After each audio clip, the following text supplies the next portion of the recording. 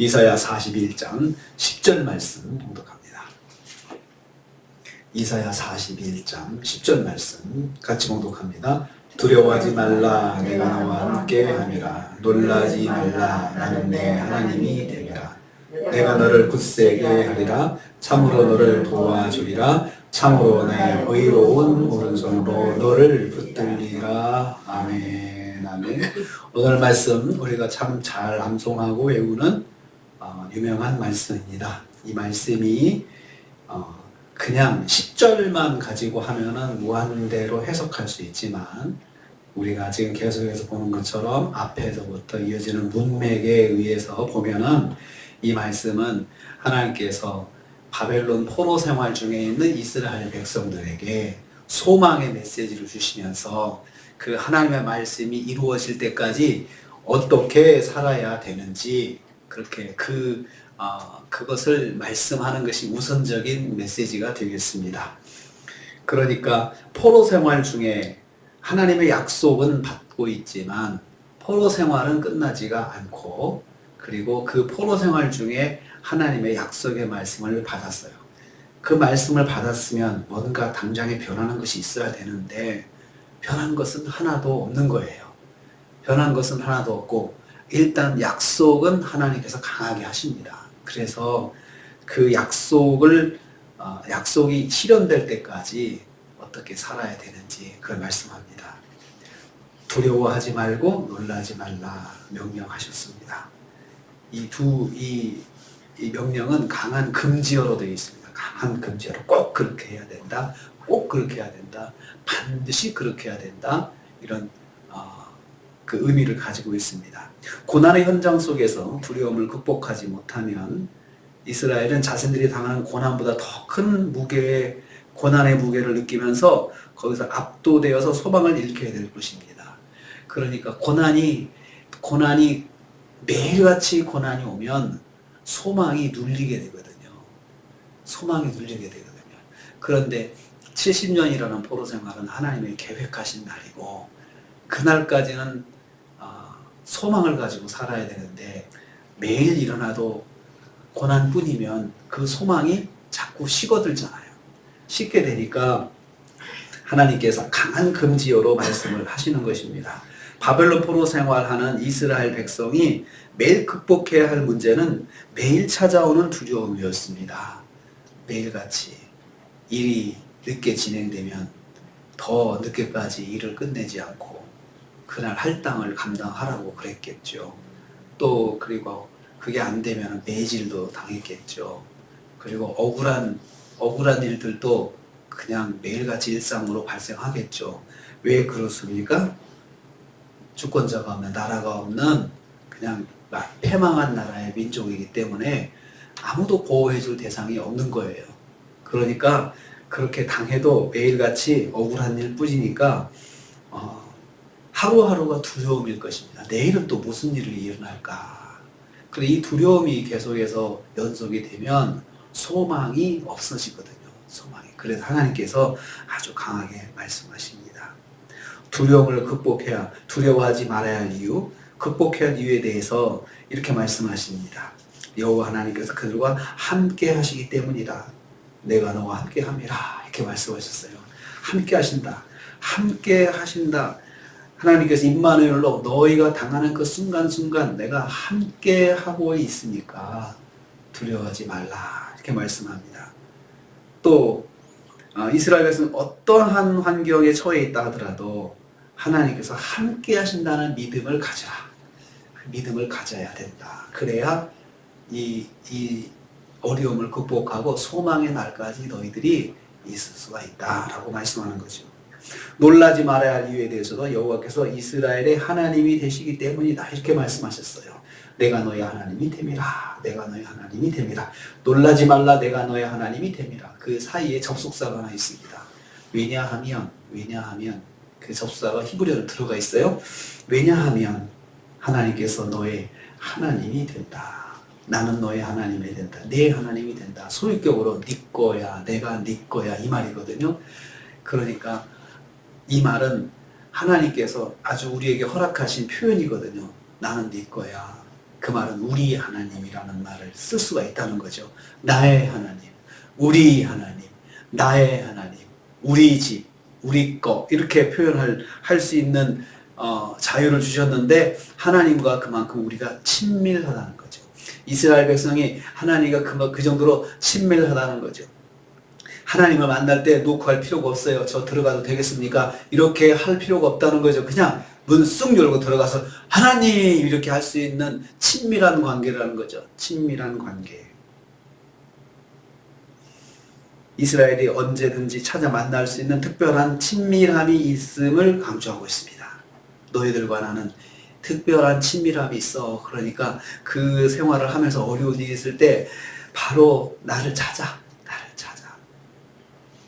이스라엘은 포로 생활 중에도 하나님과 특별히 친밀함이 있음을 기억해야 한다는 것입니다. 두 번째로 하나님께서 항상 굳세게 해주실 거라 약속하십니다. 그리고 이제 약속해 주십니다. 내가 너를 굳세게 하리라. 굳세다. 이 아마츠라는 히브리어는 정신적으로나 육체적으로 매우 강한 상태. 내가 너를 그렇게 정신적으로 육체적으로 강하게 만들어 줄게. 여기서도 역시 완료 시제로 쓰고 있습니다. 미래적인 사건인데 완료 시제로 딱 이미 끝낸 말로 쓰시는 것은 강조하는 것이 있습니다. 하나님의 계획은 이미 하나님은 끝났고 그리고 그 일은 반드시 이루어질 것이다. 딱 화석처럼 말씀을 만들어 주셨어요. 변하지 않게. 만약에 변했다 그러면은 거기에 대해서 이것을 딱 들이대면서 하나님이 이렇게 말씀하시는데 왜 이렇게 하셨어요? 라고 따져볼 수 있다는 것입니다. 비록 그 발생의 미래에 일어날 일이지만 하나님은 이미 작정 가운데 확정하셔서 어떤 일이 있어도 변치 않고 그대로 이루어질 것을 강조하고 있습니다.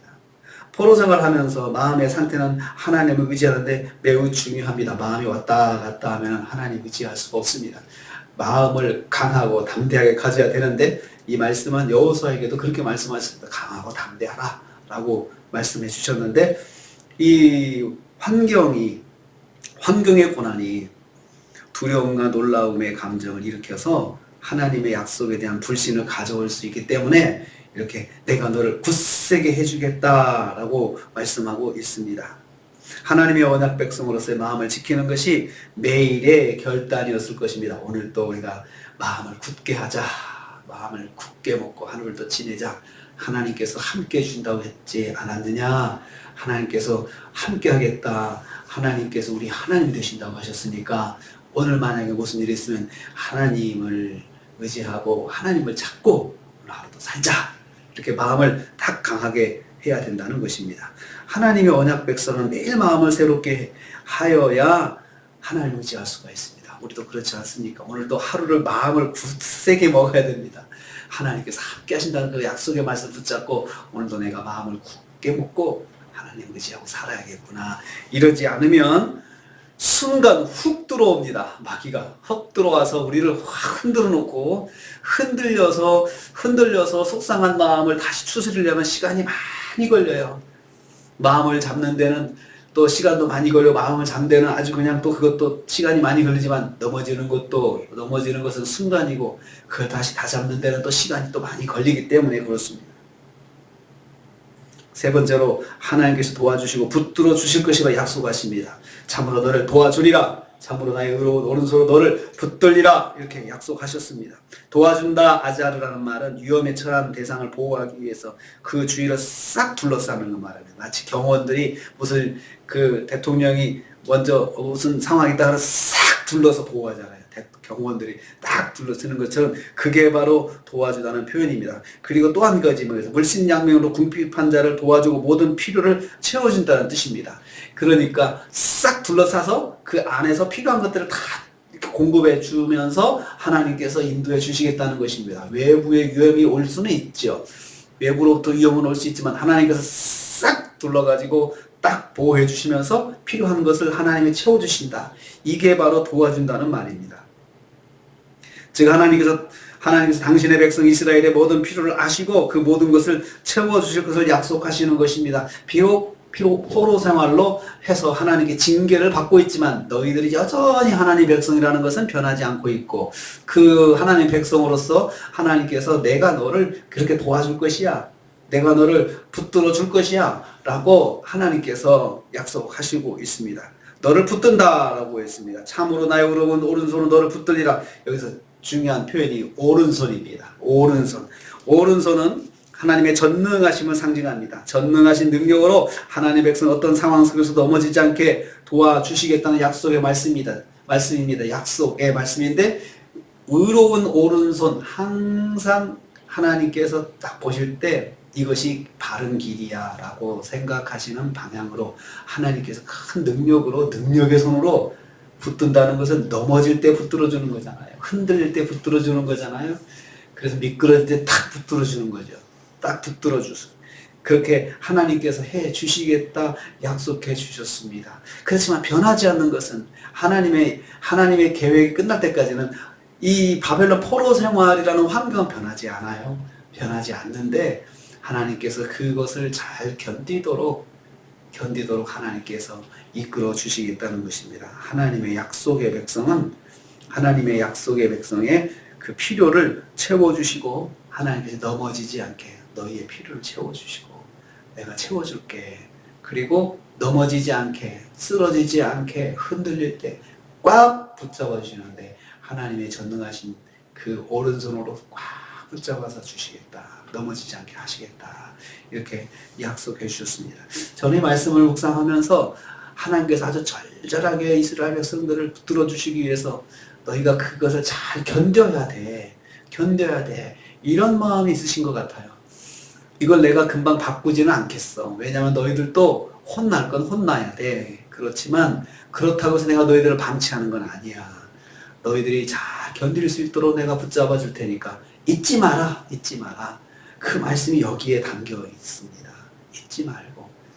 이건 우리에게도 주시는 말씀입니다. 우리가 어떤 상황에 처했든, 혹시 내가 잘못해서 하나님께 맞을 수도 있어요. 또 내가 어떤 어려운 환경에 처할 수도 있습니다. 그렇지만 변하지 않는 것은 하나님이 우리와 함께 하신다는 것, 하나님이 우리를 도와주시고 하나님이 우리를 붙잡아 주신다는 것입니다. 그렇기 때문에 우리가 할 수 있는 게 있습니다. 어떤 상황 속에서든 주여 하고 붙잡는 거죠.